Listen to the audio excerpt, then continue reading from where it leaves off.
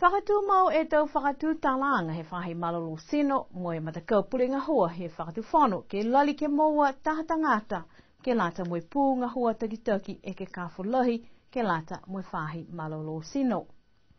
Ko whai mga ahu tuai he naka I whai tangata ke he tuanga nei tali he whanukehe e ke kāwhako Dr. Alex Rekovich mo e kua lata ke moua tahatangata.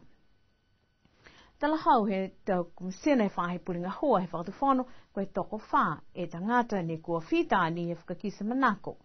Ke he punga hoa mo e kua whakatu tala ki ai. Kua whai whiwhili anga whoki alau tolu ne kua whakamau ke whiwhili e tangata kua lata tonu mo e punga hoa nei.